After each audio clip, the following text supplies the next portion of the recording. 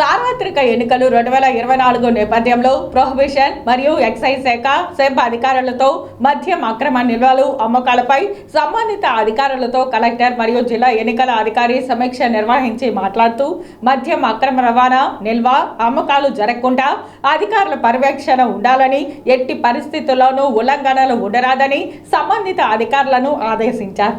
శనివారం మధ్యాహ్నం స్థానిక కలెక్టరేట్ ఛాంబర్ నందు సార్వత్రిక ఎన్నికలు 2024 నేపథ్యంలో ప్రొహిబిషన్ మరియు ఎక్సైజ్ శాఖ సెబ్ అధికారులతో కలెక్టర్ మరియు జిల్లా ఎన్నికల అధికారి ప్రవీణ్ కుమార్ మద్యం అక్రమ నిల్వలు అమ్మకాలపై సమీక్ష నిర్వహించి మాట్లాడారు. జిల్లాలోని డిస్టిల్లరీ అవుట్లెట్లలో సీసీ కెమెరాల పర్యవేక్షణ ఉండాలని, అక్కడి నుండి మద్యం రవాణా వాహనాలకు జీపీఎస్ ఏర్పాటు ఉండాలని సూచించారు. జిల్లా ప్రొహిబిషన్ మరియు ఎక్సైజ్ అధికారి జానకిరామ్ వివరిస్తూ, జిల్లాలోని తిరుపతి, ఓజిలి డిపోల నుండి 24 వాహనాల ద్వారా రవాణా చేస్తున్నామని, వాటికి జీపీఎస్ ఏర్పాటు ఉన్నాయని, డిస్టిలరీలలో సీసీటీవీ ఏర్పాటు చేయడం జరిగిందని, జిల్లా కేంద్రంలోనూ సీఈఓ, డీఈఓల కార్యాలయంలో పర్యవేక్షణ చేస్తున్నారని తెలిపారు.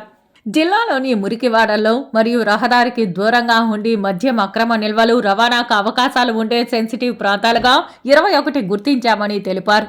ప్రభుత్వ మద్యం అవుట్లెట్లలోని సేల్స్ ఉద్యోగులు, సూపర్వైజర్లు కలిపి ఎన్నికల ప్రవర్తన నియమావళి ఉల్లంఘనల మేరకు 15 మందిని తొలగించడం జరిగిందని తెలిపారు.